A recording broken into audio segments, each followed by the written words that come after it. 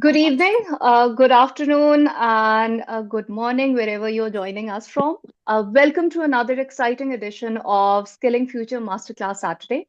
Every Saturday, we come together to explore cutting edge innovations, strategies, and trends that are shaping the future of education. Uh, at Skilling Future, our mission is to empower individuals with the skills, strategies, and knowledge and tools needed to thrive in the ever evolving world. And now, those elements are needed more than ever with the evolving, not only the evolving job market, but how with the element of AI, the component of education is we need to rethink that element. Through these sessions, we aim to spark new ideas, encourage collaboration, and provide practical insights that make a real impact. Before moving towards today's workshop, I will introduce you towards, just take 2 minutes and introduce you towards a sustainable solutions challenge that Skilling Future is hosting, and how either you or if you're an educator, your students can participate, how your students can participate in that. This initiative basically is designed to bring together multiple ideas. Let me see if I'm able to. Professor John, if you allow me to share my screen, I will. Okay, okay, no, I have it at my end now. Okay, we will be sharing this in an email as well. But I just wanted to show you that, okay, this is what is it that we have introduced. We have posted about that on our LinkedIn, but we will also be sharing about that through our email and all of the other platforms that we have. So if you are teaching 9th to 12th grade students, along with that, first and second year university undergraduate students, or you are a student, this is definitely a challenge that we would encourage you to participate in. The participate in. Now, what does that challenge particularly entail? This challenge is all about that. Okay, participants will make use of project-based learning strategies to design innovative solutions tackling real-world sustainability challenges aligned with the Sustainable Development Goals. So we have provided within this document guidelines with respect to what is it that you have to do, what are the core components that we're focusing on, for example, with critical thinking on AI use, human-centered AI collaboration, sustainable AI development, lifelong AI learning foundations, inclusive AI competency growth, AI systems design. So this is something that just have your learners look into that. Okay, how is it that these elements can be incorporated uh, within uh, uh, within the challenge that they're working with. We have provided the guidelines with respect to that. Okay, how many team members there should be, and along with that, what are the requirements with respect to a written report, a video presentation, a slide deck, a prototype, and the registration deadlines have been given. Along with that, the project start date and when the submission is, and we are also going to showcase the projects that are submitted. So we are looking forward to all of you participating. And along with that, if you're not able to participate, we would suggest, we would definitely encourage you to share it with somebody who who is basically who is teaching these classes, and they can participate, or they are students and would definitely love to participate in this challenge. We would hold one dedicated session in the upcoming weeks, addressing any questions, any queries that people would have regarding the sustainability challenge, and we look forward to your participation. Let's move towards today's session. We are truly honored to have with us Professor Sean Wiebe, a distinguished professor at the University of Prince Edward Island, Canada, and now the mentor and advisor for creativity and critical thinking for Skilling Future. At Skilling, not only that, but Dr. Wiebe also brings about more than 25 years of experience in education, beginning his career as a secondary English teacher and growing into a global educator, researcher, award-winning poet, and an expert in AI, critical and creative thinking, and language and literacies. His work has spanned across government, communities, business, nonprofit, and educational sectors, making him a powerhouse of knowledge and education. His today's session, What's Worth Lining Up For, is all about testing, refining, and evaluating the strength of our ideas. Through interactive exercises, expert insights, and hand-on activities, Rokshan will help us unlock new ways to frame our thoughts and express them with impact. This is a fantastic opportunity to gain valuable insights from an expert and take your writing to the next level. So let's dive in and welcome Professor Sean. Thank you so much for to be, to facilitate the session. Thanks so much. Thank you for that wonderful introduction. I'm happy to be here with you today. Thanks so much for your flexibility as well and changing the time and making things easier for me to participate. No worries at all. I've just finished doing some intensive teaching at the University of Prince Edward Island. I work with teachers, and the class that I've just finished teaching is working with new, eager English language arts teachers. And what I want to share with you today is a workshop that I would be conducting with teachers who are contending with the new situation of teaching writing. And I think people everywhere now recognize that the conditions in classrooms have changed predominantly because of the AI variable. The conditions have always been changing. And so I think we recognize that with new tools comes new means to create. And so this is about how do we rethink the English classroom? And so hopefully we'll be doing some of this thinking together. That's one of my styles of workshop, is that we have opportunity to do that together. Please share your questions along the way if you'd like. I'm used to that kind of lecture discussion so that I'm not the only one talking, which sometimes happens more online than in the classroom. When we get to this screen share, I have a little bit prepared, but sometimes the best workshops are when you go off script. So please get me off script if you can. All right, let's see where we are here. All right, can everybody see that? That's just the opening slide. I'm hoping that goes. Thanks so much for the thumbs up on that. And now let me hit the, why is that not? Haha, here we go. So we've got 6 sort of movements in what we have here. One of the things that we'll start out with is into a little bit of history of teaching writing with a very effective model that we used to call mentor text. I'll give you some history there. We'll talk about some essential skills, what I believe are the new basics of teaching writing with AI as a writing companion. We'll get into a sample lesson, which I want you to take just directly from me and use in whatever context work for you. I use this little workshop with even my PhD students, and I try to create workshops that work all the way down to grade 5 and all the way up to my PhD students. So test me out. Let's see if this works for you. So we'll get into that lesson, which is based on a mentor text called "The Cheese Was Free." And then we'll do some writing practice, maybe.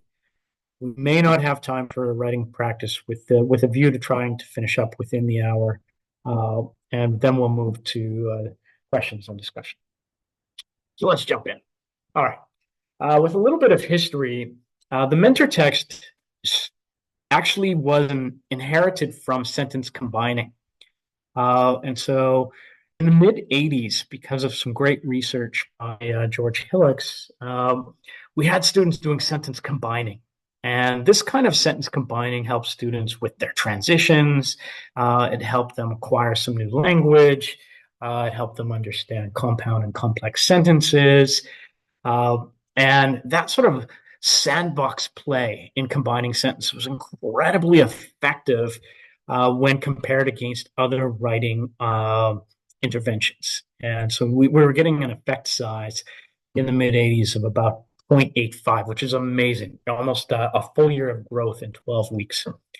But what happened is it just started to get a little bit too much focused on the grammar of how sentences were put together. And so sentence combining was then replaced with mentor texts. And this was about showing students a model text, which they could sort of see the flavor of.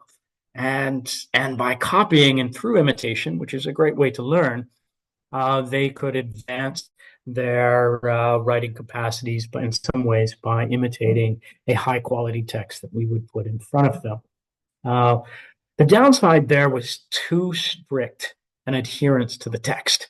And so you'd have students copying the rhythm, copying the language, copying the length, and it was just too exact. And so where I'm stepping in now is I have converted a lot of my mentor texts into mental models where I've identified, instead of imitating the exact language of a text, I'd like students to see the model text in front of them so that they can actually sort of witness it. And that witness is really important. It almost acts like video replay. They can see something happening. And with that tool in front of them, I turn them into inquiries. And this is important. The miniature inquiry allows students to pursue a question and pursue the challenge like you would get in project-based learning, but it's completed in one class. And one of the major things that I focus on to convert a mentor text into an inquiry is making sure that I'm aware of what essential skills students are learning, and then I can tell them exactly what they're practicing when. And that is one of the critical pieces as teachers, is to know what it is that we're focused on. So let's get to some of that good stuff. Here is a typical mentor text. I'm going to put it in front of you, and I want to be able to read it together. And my share button is in front of it. Anyway, let's see. I'm missing the first two sentences because they're blocked out, but it goes something like, the cheese was free. Some of it's blocked out, but this is the introduction. 10 crates of it, freshly chilled in 5-pound hunks. All right. And I would suggest in that opening, there's an essential skill for us to think about. So put that to a side, we're going to get back to it. All right. The next movement in this mentor text is structural. We're in the beginning section now. And these micro inquiries are miniature so that we can practice thinking in its model stage, and then we grow it later. All right. This wasn't plain old housing projects cheese food, nor was it some smelly, curdled, reluctant Swiss cheese material snatched from a godforsaken bodega someplace, gathering mold in some dirty display case, while mice gnawed at it nightly, to be sold to some sucker fresh from Santo Domingo. This was, and again, I'm blocked off a little bit. Can anyone see the full text of it, or is the sharing bar in the way? The full text is visible at our Okay. end. I think so. You I can just opened up hide another you. document on Okay. I got it. This was, and thanks for talking that through. This was fresh, rich, heavenly, succulent, soft, creamy. Kiss my ass. Cows got to die for this delightfully salty moo ass, good old white folks cheese. Cheese to die for, cheese to make you happy, cheese to beat the cheese boss, cheese for the big cheese to end the world, cheese so good it inspired a line every Saturday of the month. Mothers, daughters, fathers, grandparents, disabled in wheelchairs, white folks, relatives from out of town, white folks from nearby Brooklyn Heights, and even South American workers from the garbage processing plant on Concord Avenue, all patiently standing in a line that stretched from the interior of Hot Sausage, He's a Character Boiler Room to Building 17, outer doorway, up the ramp to the sidewalk, curling around the side of the building into the plaza near the flagpole. All right. So let's jump in. This is where I take the title, What's Worth Lining Up For? Because we've got free cheese. So let me introduce you then to breaking this text down. This is really important skill for teachers to understand structural movements in text. And I pause here a lot of times in my presentations so that we can think together. Here's a mental text, and if you know, I'm going to help you remember it. The cheese was free. Then we've got a movement here where we present properties in a slightly negative way. Then we've got a movement where we present properties in a really positive way, and then we show those in action, what makes it so valuable. So that's the structural movement of this text, and that should help you remember it. Because if you build through structure, and I'm going to make this argument today, that's how we teach with AI today, by focusing on the big structural kinds of moves. All right. So moving to structure one, the cheese was free. I'm going to give you a chance to do some thinking about your own world. It's a topic, a subject, something worth writing on. If you could look back to your week and identify something that would be worth writing about. And this, it can be one word. In fact, I'd encourage you to think of it as one word so that we're going to address it in an interesting way. A lot of times our task as writers is to take the ordinary and transform it into the extraordinary. All right.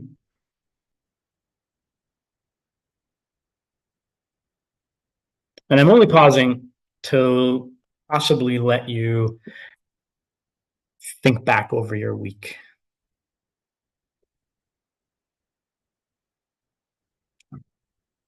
In the second movement of this text, in what you might call the body of the text, where lots of English teachers are thinking about the way we make the argument, you have two things happening, and they're interacting really nicely. Is you have the current alternative, what we're used to, interacting with something new and great. And this is the idea.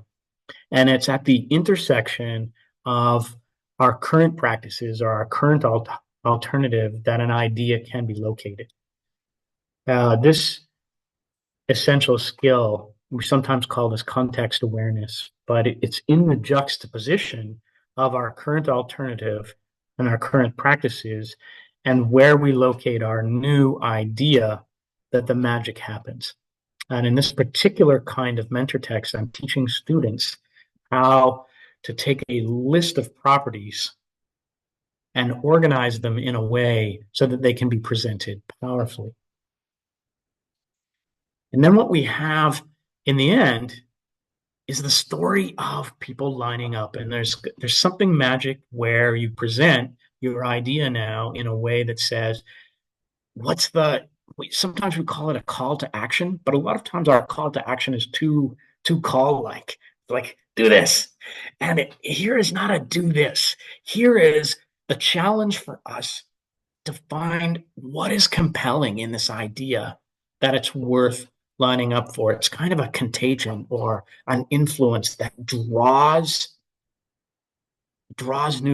out new behavior or seeds a new kind of cultural practice. And I think that's a better reach for kind of activity than to suggest to students that in the end they simply need to direct their readers to what they want. Right? And instead, it moves us more from what's the story here, what's the magic, all right? So now that we've broken down the structure of this text, I'm going to suggest then that we've got some essential skills. I've kept those to last so that you could think about. And there's, I think, three essential skills going on that turn this from a mentor text into a micro inquiry. And I share these directly with students.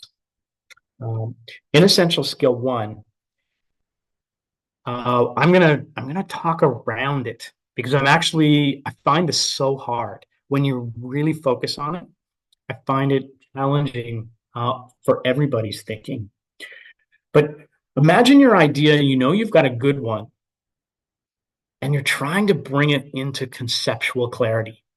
You're trying to isolate that one fantastic property that stands out amongst all others. So I've waffled around with this. Is this definition? Not quite. Is this identification? Maybe, but not quite, right? Is it the combination of identification and prioritizing of properties? Maybe, right? So you can see how when you start to really challenge yourself of what it is that you want students to focus, sharpens our own expectations of when students present their work, when it's time to give feedback, when it's time to instruct them to work with AI, we know what the human component is. The middle for me, the essential skill is understanding how to organize data strategically. But I'm going to make it more specific. I'm going to call it categorization. And with categorization, we need to recognize that sometimes binary categorizations are too simplistic. Right? So I encourage my students to make things as simple as possible, but not too simple. Right? If we oversimplify, we're going to lose a little bit of the complexity. And so the language that I like to use in the essential skill is the ability to understand a current alternative when it's in juxtaposition to something that's better. Because we often miss the better if we don't put it beside what currently exists. And so sometimes we call that organization. We can call that context awareness. We can call that, strategic juxtaposition. So there's ways of naming that. And for today, I think I'm going to call it categorization. But this is strategic organization of data.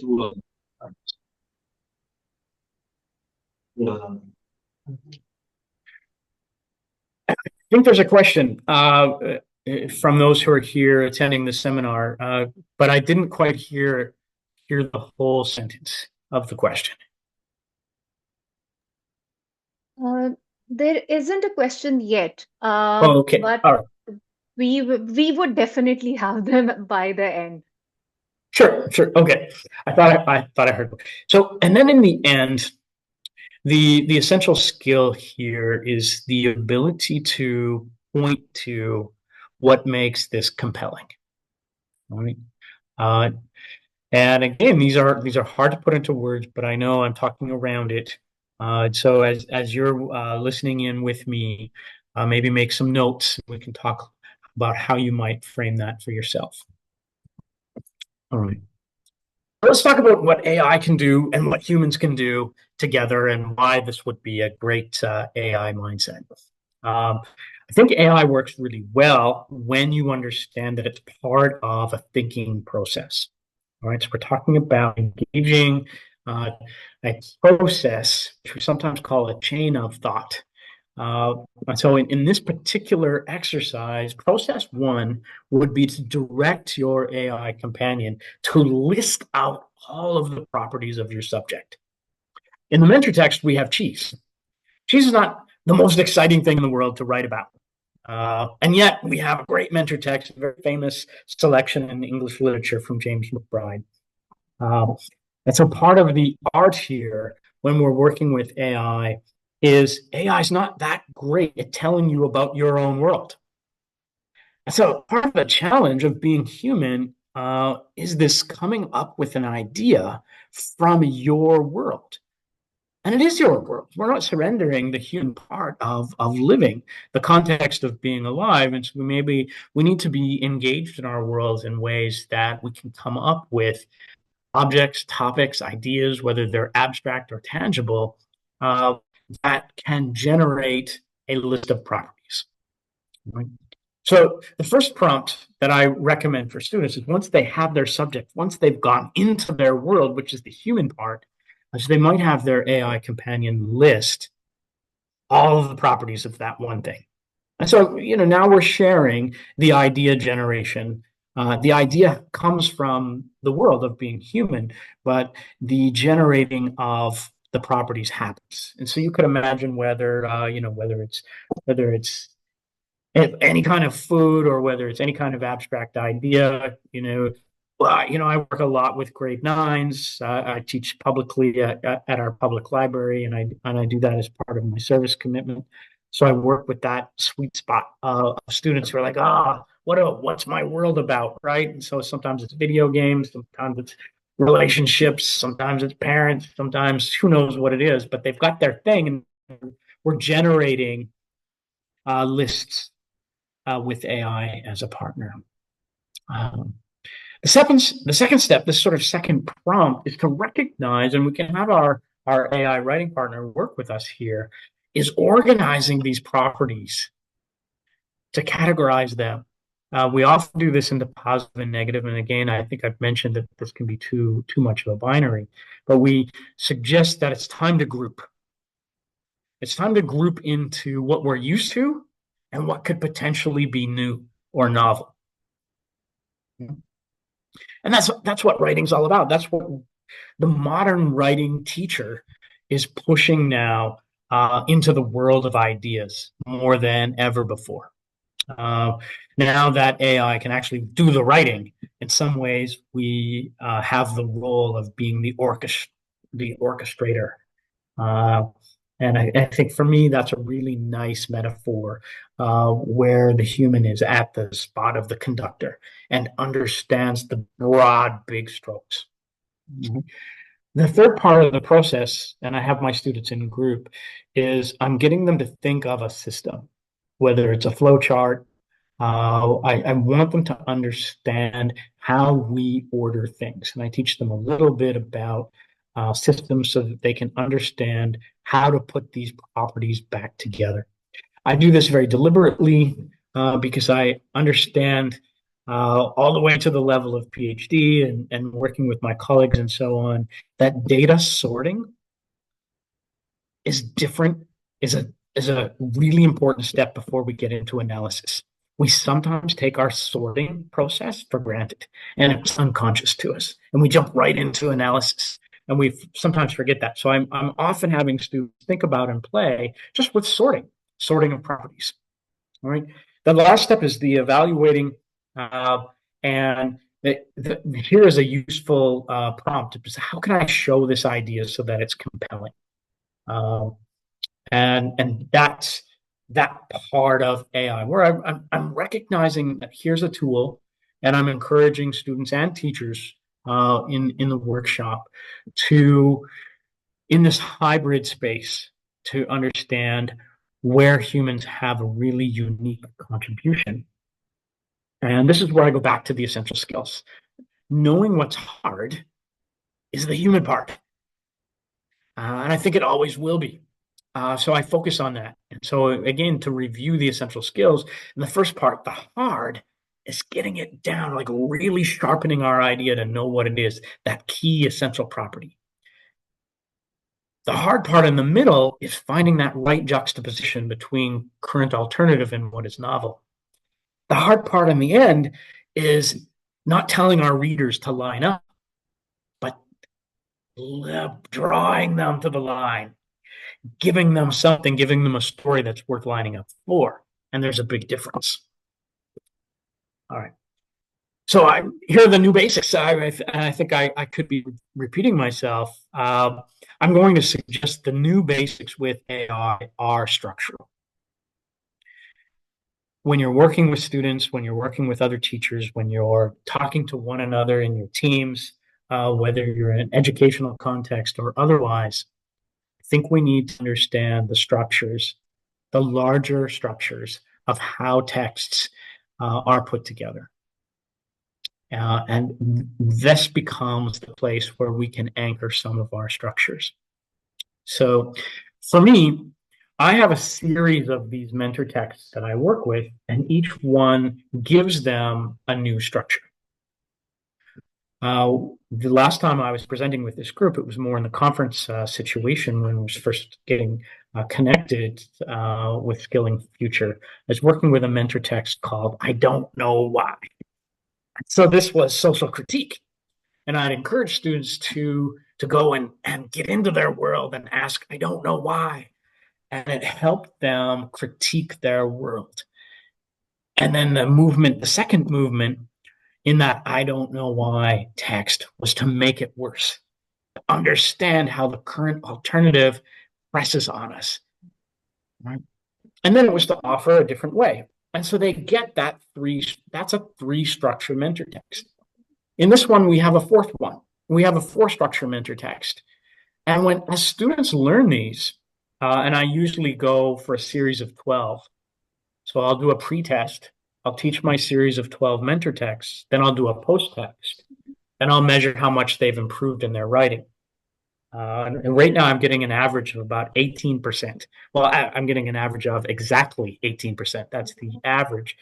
And it's one of the reasons why I'm excited about this particular structure is in 12 weeks, students get a whole host of essential skills and they become familiar, in some ways internalize different ways of structuring text. And for me, the thinking and the structure come together. And when you learn to see how texts operate, we can do those same structures, even verbally, in other mediums.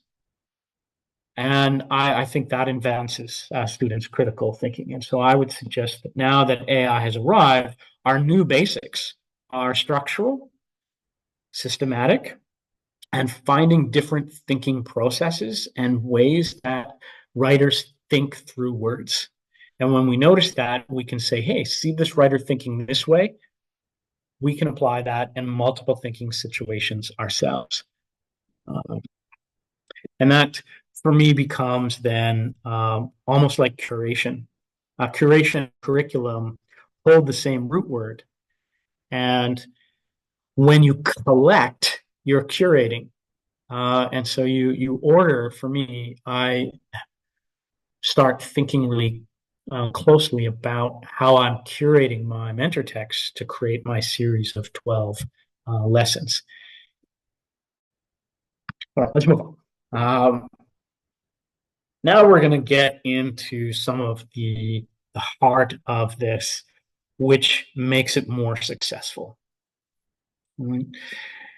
The first essential skill of idea clarification or concept clarification is connecting to what people want.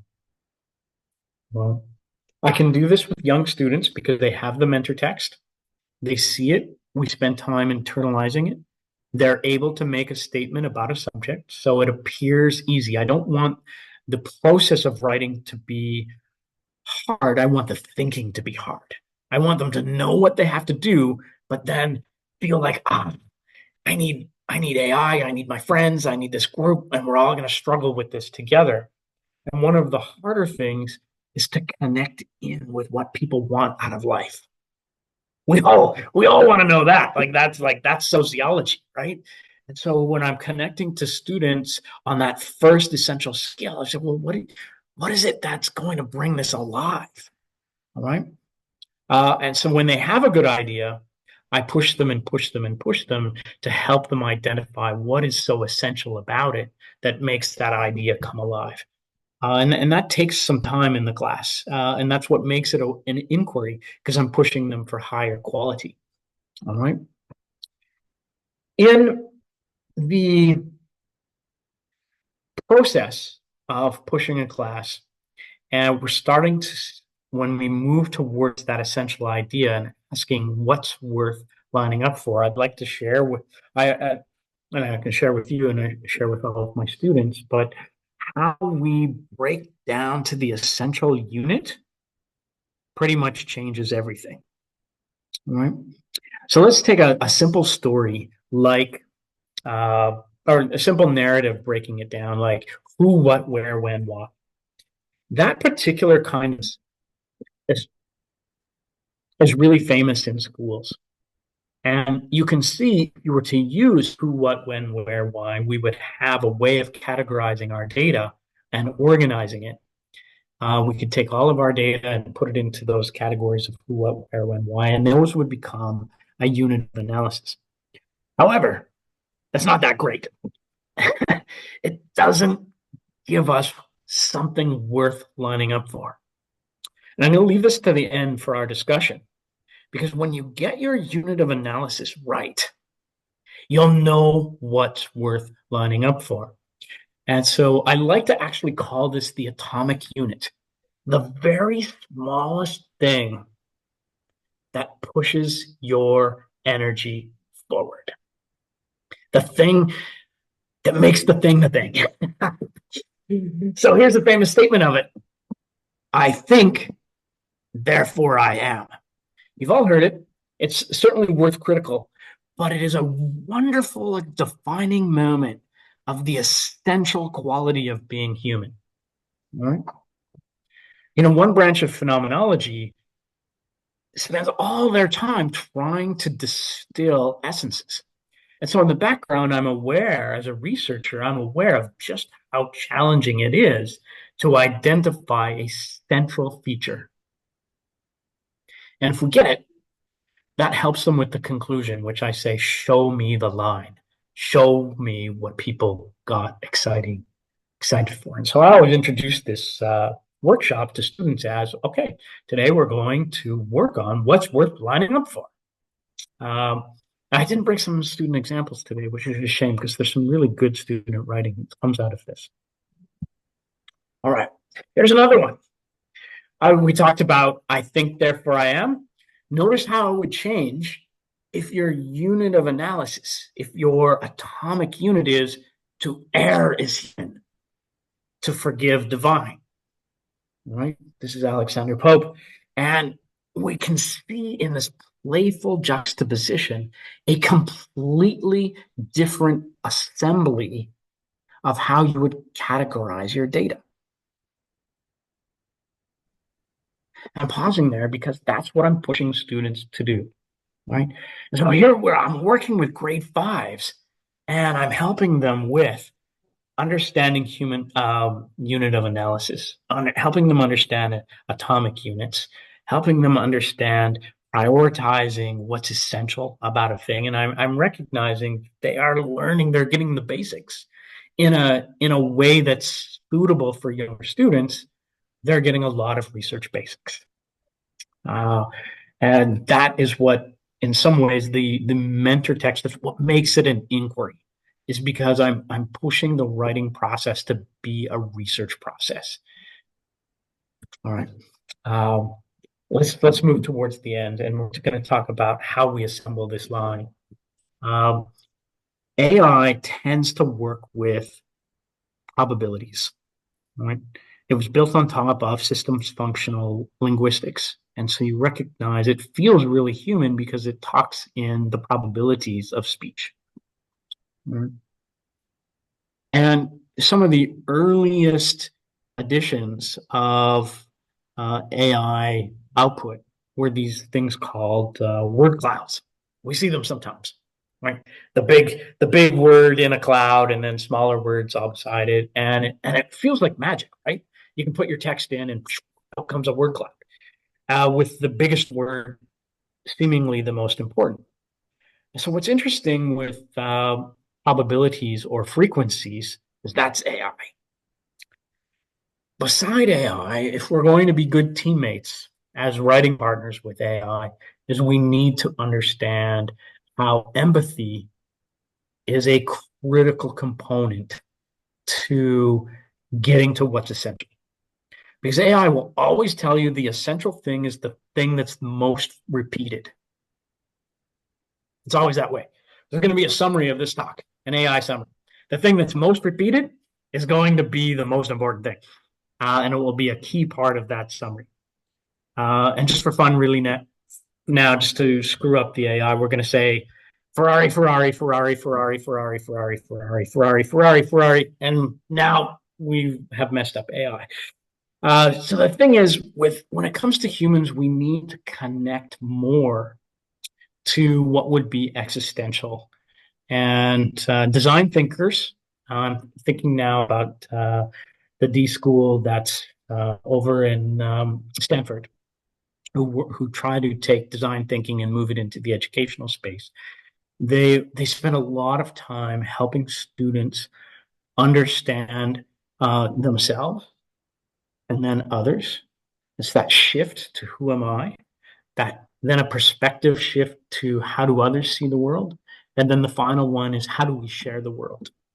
And so you get a sense of I observe the world, then I take a perspective shift, and how does someone else view the world, and then how do we share the world, which would be more like generalization.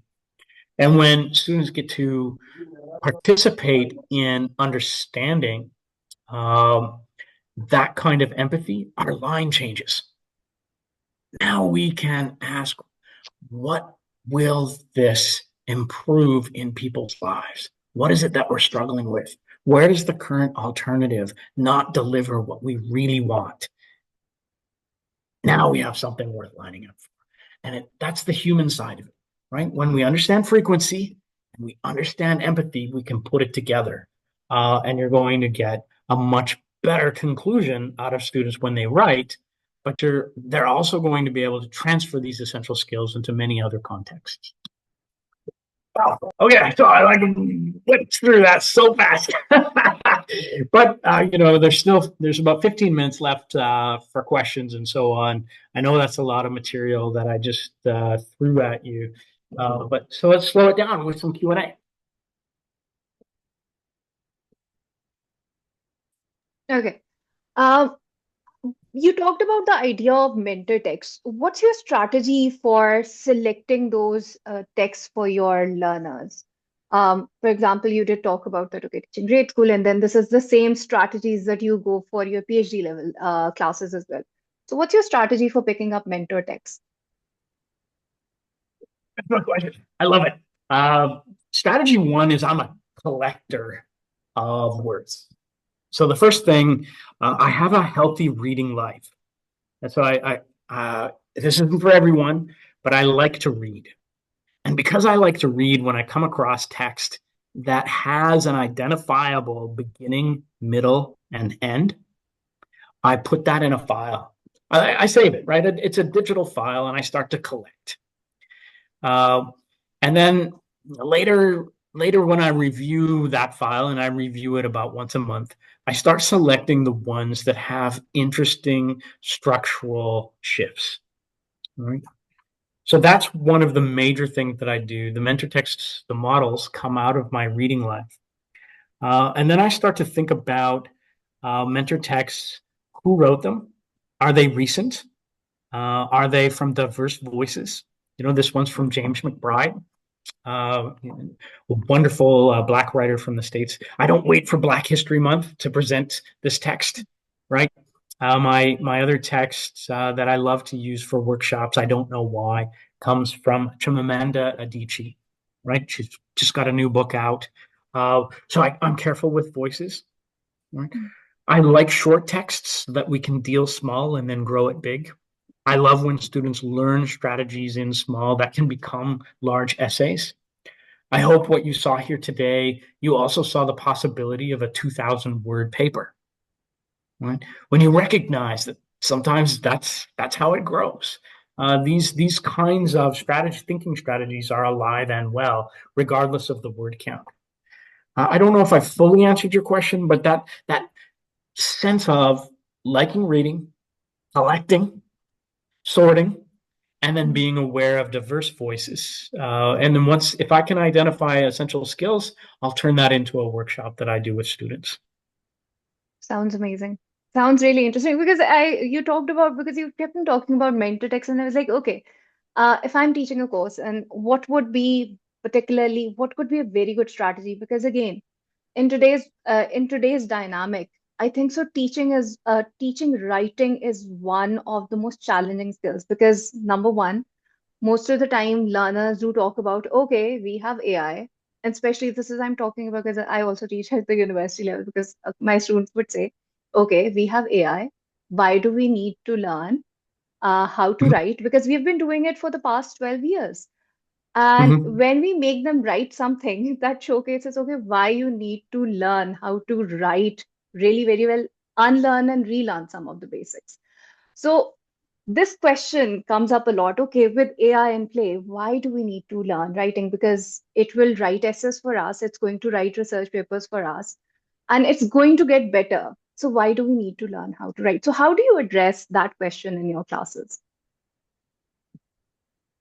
Yeah, well, for one, I always write in class, so these micro inquiries are perfect for me being able to witness writing happening, and I love to see that, right? But I also recognize that so much of our world is about the relationships we have, the ones that are really close to us, the one-on-one relationships, our group relationships, our work, family.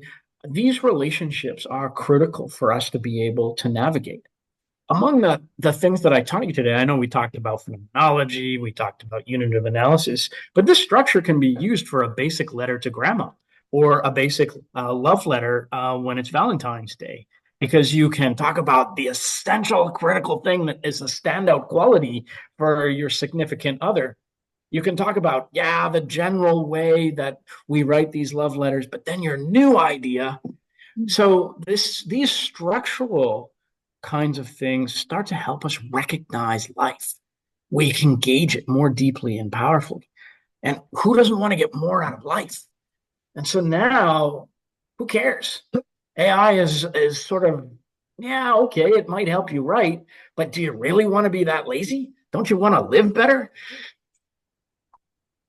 Oh, I think so. We have a question from Zishan. Zishan, you can unmute yourself. Well, thank you very much. First of all, Shan, that was great listening to you, by the way. Maybe I joined it a bit late, but whatever I heard, it was quite amazing. And thank you very much for your, I mean, precious time. Well, my question is in line with what Sana asked, basically. Uh, I am basically teaching English language since 2007, 8, and I'm a Mhm. PhD linguistics scholar as well. So I have faced a problem, especially regarding writing. That is that how to motivate even myself when I know Mhm. that I can write, I can ask any AI tool to write for me, and I know, Mhm. yeah, there are ethical issues, fine, but Mhm. what are the strategies, and what would you say in motivating your students that fine AI is there, but you need to write it yourself. The creativity is there. That's basically, I hope that you understand my question. Thank you. No, yeah. For me, I tend to answer these questions from an existential position. When I'm conducting my own research into curriculum studies and so on, I tend to be known as an existential curriculum scholar. And I do that because I feel like what existentialism does as a thinking movement is it puts in front of us the challenges of being human. And we try to name them and understand them. So certainly one of the challenges of being human is our mortality, right? Another one of our challenges is that we can't see the future. And yet we have to make decisions every single day about the future. We don't know what it is. So it's like, feels unfair. So it seems to me what you've presented with motivating students is the existential challenge of why get out of bed or why keep trying? So we've got more than just the writing question at stake here. Let's up the stakes in our writing classes and say writing's always been about noticing, paying attention, thinking the world more deeply, asking better questions of ourselves and others, planning more deeply our commitments about life. We do that with writing because it's a stimulation of how to live better. And so I can look my students right in the eye and say, what kind of person do you want to be? Writing helps you be that kind of person. Don't let AI rob you of your love of life. And I hope that's enough of an answer for you, because I recognize that disengagement is big in schools, right? And I bring to my own classrooms my own love of living and my own love of writing. And I suggest for you, and thank you for sharing, that you find your own writing sometimes difficult. And my advice to that, when you find writing challenging, is, I'll talk a little bit about my own writing technique, is to put my bum in my chair every day and write. And that's the number one thing. Sometimes I feel inspired and sometimes I don't. But I get a little check mark just for showing up. And a lot of times our friendships are that way too. Just show up and be yourself. Um, and if I'm going to dispense some writing advice today with the world of AI, find your voice, find who you are, and AI won't replace that. Thank you very much. That was a great answer. Thank you very much. Thank you. That was I really liked your idea of breaking it down to the basics and then talking about the four prompts that, okay, number one, figure out what do you want to write about. Then, yes, because you're in the writer's chair, and then you can take help from the AI. Usually, the approach at times that our learners would take, or maybe sometimes even we would take, we would go because again, element of cognitive load or maybe something else ongoing, is that we'll go towards AI. Okay, give us ideas of what to write on. And with this, we have our own idea from the start. Again, as you just talked about, find your own voice. And it will help us with the process along the way. Okay, properties, structuring, analysis, and then think about, okay, is this something that truly represents who you are? Would you suggest, because you just talked about, and then I could see a couple of comments from our audience related to how they find teaching learners different types of texts, for example, whether that's descriptive, argumentation, really very challenging, helping students with that. So, would you suggest the same strategy that you just shared, with the different steps that are present there for teaching different types of writings as well? I don't find the types of writing to be that useful of a categorizing structure. So yeah, I'm familiar. We talk about descriptive writing, narrative writing, expository writing, and so on. So for what I'm finding is a lot of description is persuasive, and it's just straight description. And I'm going, wow, how is it that this descriptive text is also a persuasive text? How is it that this fiction text feels so expository? And so these texts that fit in multiple categories at the same time tells me that we haven't quite found our atomic unit, if you will, or the right way to talk about texts. So I would recommend still the same kinds of strategy, that the difficult work is to find the essential skill in the text that we're using, that's providing the model for us. And just as an aside, I tend to refer to description as observation. And the reason for that is I'm aware that there's a big movement with STEM or STEAM, and I try to collaborate with my colleagues in the sciences uh, who would prefer that if I'm teaching writing, I'm also teaching good quality thinking. So I'm teaching students that we're observing our world, and you got to have your eyes open, and you've got to see it, and so uh, that's more important to me than holding on to our English teacher language description style. Like we have a lot of familiar language to us when we teach English, and I prefer defamiliarizing that language so that it can be more useful across the disciplines. Sounds good. So it's more about rethinking again how we are teaching in our classrooms. So instead of just thinking about these categorizations of the different types of text that are present, it's more Mhm. about us. I think so. It's more about us teachers observing it ourselves, finding that love for the different things that are around us. And then, as you said, that okay, finding that atomic element that is there, and then helping our learners think and observe along the way. Because if we are not doing it, I don't think so we'll be able to teach our learners that component. Well, let me give you a test that you can apply uh, to see if you sort of found the atomic unit when you're working with a mentor text. Can you shift it to another medium? So, for example, a lot of times we teach the writing of haiku over in North America as a line with 5 syllables, then a line with 7 syllables, and then a line with 5 syllables. And the reason why we do that is when haiku came over from Asia to North America, we were at a time of writing where we counted things a lot. We were in that modernist period. And so it was not surprising that we would define the world with the style of thinking that we had. But that's a really bad way of talking about haiku.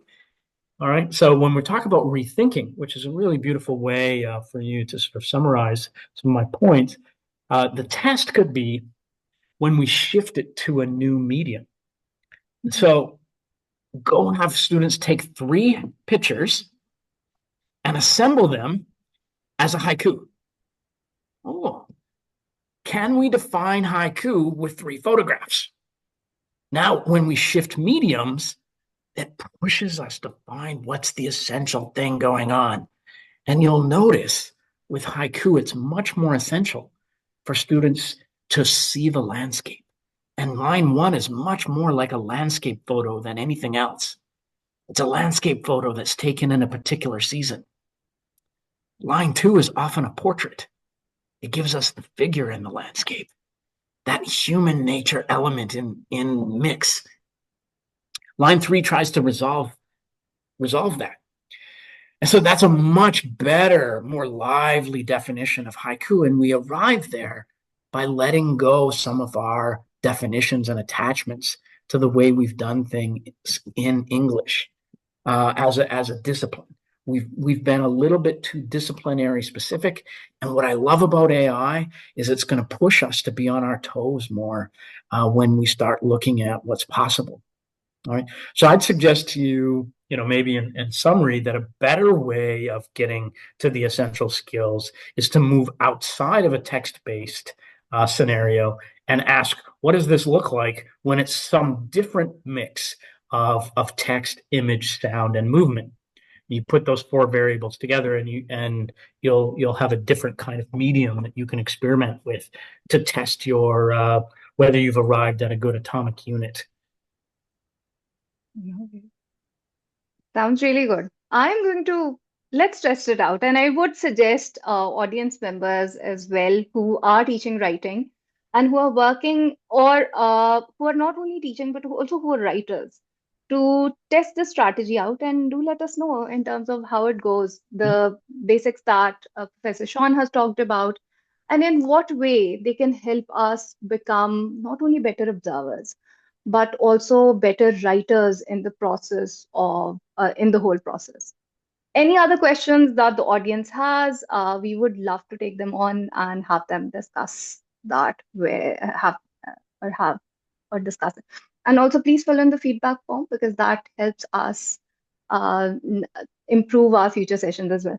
And just letting you know, Professor John, we have uh, the audience members from Turkey, Philippines, Vietnam, Armenia, and Pakistan, and again, Canada. So a lot of continents are covered at the moment.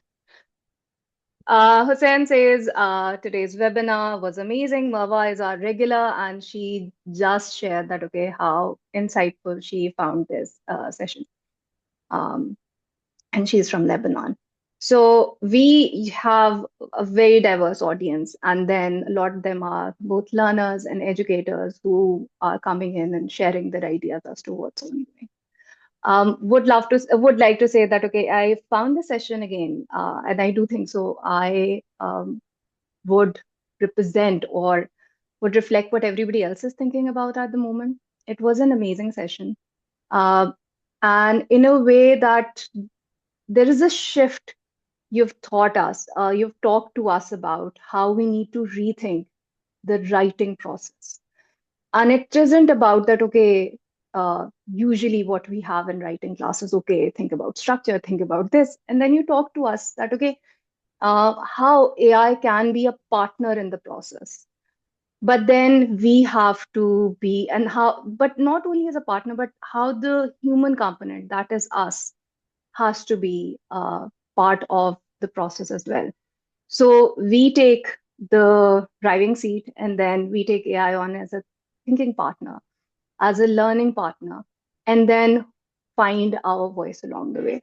So thank you so much for uh, helping us with that and showing us that, okay, with different types of text that we can find, and then we can find them around us, and how that can help us drive our process for our classes as well, and maybe for our own writing practice as well. Thank you. Well, always wonderful to be with you. Thanks so much for assembling a great presentation series. Happy to be part of it. I'm looking forward to being more involved now too that I'm finished my intensive teaching session at the University of Prince Edward Island. I'd like to invite all the participants here to get in touch with me. Maybe the easiest way is through LinkedIn, but if you've got my email, you know, I answer my email eventually, but I do. And so you're participant if you'd like to continue a conversation or ask a further question down the road. I This am is going to share your profile with our audience members so they can connect with you, and they can also uh, so they can connect, and then they can also see, because you keep on sharing different ideas about the writing process, what's ongoing, how a certain development has made you think about the writing process, or a certain debate that's ongoing. So definitely do connect with him, do connect with Skilling Future, follow Skilling Future as well, because we are always sharing what's ongoing, what is it that we are working with, and what is the rest of our team, the rest of our team up to. Professor Son, definitely we're looking forward to more workshops with you, and maybe thank you. some other elements that, or some other things that we can do in our innovator spotlight. Again, thank you so very much for taking time out of your busy schedule for this session. All right. Well, thank you so much. Thank I you. guess I Thank should you. probably go. Thank you so much, Sean, for a wonderful session. I love your energy, and I love the way you kept on changing your voices and tones and all that. That was simply beautiful. That was simply beautiful. And we would love to have more sessions, as Sana has already mentioned. And would love to see your a lot of things, a lot of workshops, a lot of maybe small video tips or anything of that sort, which we can, Yeah, share frequently.